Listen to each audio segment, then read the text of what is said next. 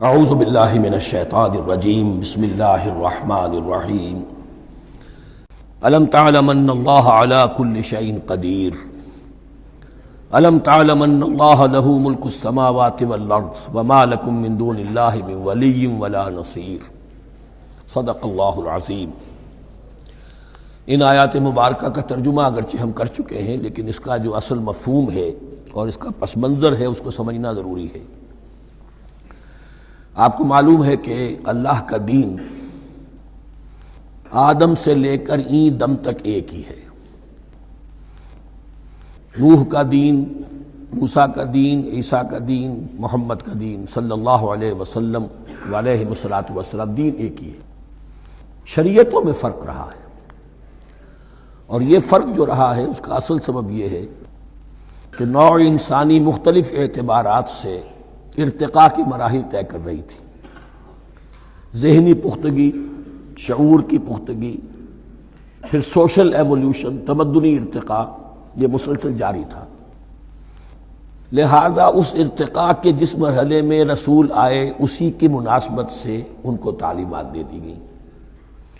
ان میں وہ حصے بھی تھے کہ جو ایٹرنل ہیں، جو ہمیشہ رہیں گے، اور ایسے بھی تھے کہ جو اس زمانے کی مناسبت سے تھے۔ اب جب اگلا رسول آئے گا تو ظاہر بات ہے کہ ان میں سے کچھ چیزوں میں تغیر و تبدل ہو جائے گا، کچھ چیزیں نئی آ جائیں گی، کچھ پرانی ساقط ہو جائیں گی۔ یہ پرانی چیزوں کا ساقط ہونا یہ کہلاتا ہے ناسخ ہونا، ناسخ و منسوخ کا مسئلہ، کہ وہ حکم منسوخ ہو گیا اور اس کی جگہ پر کوئی اور حکم آ گیا ہے۔ یا تو اللہ تعالیٰ تعین کے ساتھ منسوخ فرماتے ہیں، یا یہ کہ اس شے کو سرے سے لوگوں کے ذہنوں سے زائل کر دیتے ہیں۔ اعتراض یہ کر رہے تھے یہودی کہ اگر تو یہ دین وہی ہے جو موسیٰ کا تھا تو ظاہر بات ہے کہ پھر شریعت پوری وہی ہونی چاہیے۔ اس کے اعتراض کا جواب ہے جو یہاں دیا جا رہا ہے، اور یہی مسئلہ پھر قرآن میں بھی ہے۔ قرآن کی بھی تدریج کے ساتھ شریعت کی تکمیل ہوئی ہے۔ جیسا کہ میں نے پہلے عرض کیا تھا، شریعت کا بلو پرنٹ آپ کو سورہ بقرہ میں مل جائے گا آگے چل کر، لیکن شریعت کی تکمیل ہوئی ہے سورہ مائدہ میں۔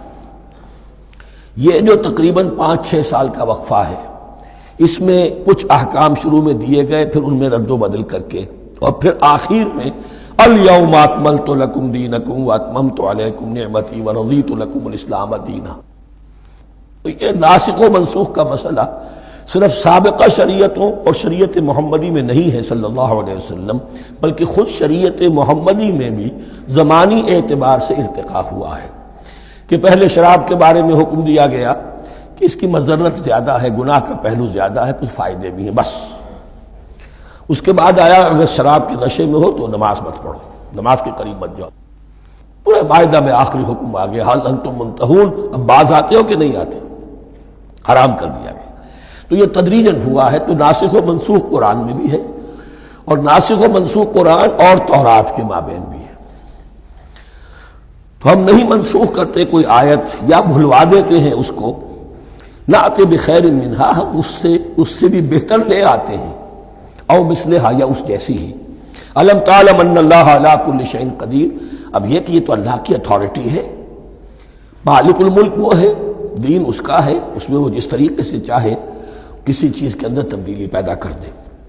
الم تعلم ان اللہ لہ ملک السماوات والارض ما لکم من دون اللہ من ولی ولا نصیر ام تریدون ان تسألوا رسولکم کما سئل موسیٰ من قبل، کیا تم یہ چاہتے ہو کہ سوال کرو یا مطالبہ کرو اپنے رسول سے بھی اسی طرح کے جس طرح کی باتیں کی گئی تھی موسیٰ سے پہلے؟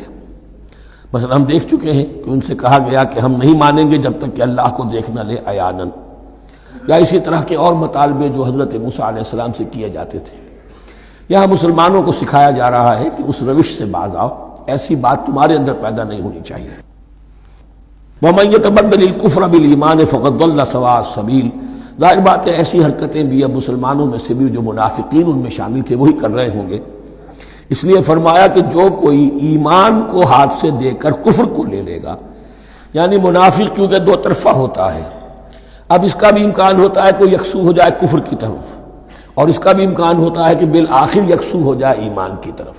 مذبذبین بین ذالک کی کیفیت میں جو مبتلا ہے، اس کے دو یہ امکانات ہیں۔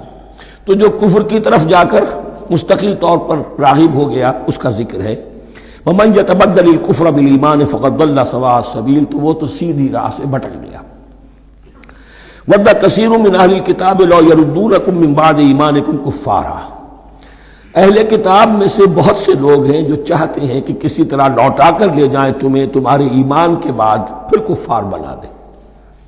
یہ ایسے ہی ہے کہ جیسے کسی بلی کی دم کٹ جائے تو وہ یہ چاہے گی کہ ساری بلیوں کی دمیں کٹ جائیں کہ وہ کوئی علیحدہ سے نمایاں نہ رہے۔ تو وہ چاہتے تھے کہ یہ چیزیں جو ہیں ان کو واپس لے آیا جائے، اہل ایمان کو بھی کفر میں لے آیا جائے، حسدا من عند انفسہم، اور یہ ان کا طرز عمل ان کے حسد کی وجہ سے کہ کیوں یہ نعمت جو ہے ان کو دے دی گئی۔ من بعد ما تبین لہم الحق، اس کے بعد کہ ان پر حق بالکل واضح ہو چکا ہے، وہ جان چکے ہیں، پہچان چکے ہیں، کسی مغالطے میں نہیں ہے، غلط فہمی میں نہیں ہے۔ فاعفوا واصفحوا، یہ بہت اہم ہے مقام۔ تو اے مسلمانوں تم معاف کرتے رہو اور صرف نظر سے کام لو۔ اس کا اصل مطلب کیا ہے؟ ابھی تو چونکہ مدنی دور کا آغاز ہو رہا ہے، ابھی کشمکش کے اور کشاکش کے اور مقابلے کے اور تصادم کے بڑے سخت مراحل آ رہے ہیں۔ چونکہ تمہارا سب سے پہلا جو محاذ ہے وہ تو کفار مکہ کے خلاف ہے، سب سے بڑھ کر وہی آئیں گے، تم پر حملے کریں گے، جنگیں ہوں گی، تو فوری طور پر یہ جو آستین کے سانپ ہیں ان کو ابھی چھیڑو مت، جب تک یہ پڑے رہیں ڈورمنٹ، انہیں پڑا رہنے دو۔ ایک وقت آئے گا، یہاں یوں سمجھیے کہ یہ حکم دیا رہا ہے فی الحال انہیں چھیڑو مت، ان کے طرز عمل کے بارے میں زیادہ توجہ نہ دو، فاعفو، معاف کرتے رہو، درگزر کرتے رہو۔ اور وصفحو کہتے ہیں، صفح کہتے ہیں ایک طرف کا، یہ صفح ہے، یہ ورق ہے، صرف نظر کر لینا، دیکھا اندیکھا کر لینا، نظر انداز کر دینا، حتی یاتی اللہ بامرہ، یہاں تک کہ اللہ اپنا فیصلہ لے آئے۔ ایک وقت آئے گا کہ پھر مسلمانوں کو غلبہ آخری حاصل ہو جائے گا، اور جب جو یہ باہر کے دشمن ہیں ان سے تم نمٹ لو گے، پھر یہ کہ ان اندرونی دشمنوں کے خلاف بھی تمہیں اب آزادی دی جائے گی کہ ان کو بھی ان کے کیفر کردار تک پہنچا دو۔ ان اللہ علی کل شیء قدیر، یقیناً اللہ ہر چیز پر قادر ہے۔ واقیموا الصلاۃ وآتوا الزکاۃ، نماز قائم رکھو، زکوٰۃ دیتے رہو۔ وما تقدموا لانفسکم من خیر تجدوہ عند اللہ، اور جو کچھ بھی تم خیر میں سے، بھلائی میں سے اپنے لیے آگے بھیجو گے، کوئی مال خرچ کر رہے ہو تو خرچ کہاں ہو گیا؟ وہ تو اللہ کے ہاں ڈپازٹ ہو گیا، جمع ہو گیا۔ وما تقدموا لانفسکم من خیر تجدوہ عند اللہ، اسے اللہ کے پاس پاؤ گے۔ ان اللہ بما تعملون بصیر، یقیناً جو کچھ تم کر رہے ہو اللہ اسے دیکھ رہا ہے۔ صدق اللہ العظیم۔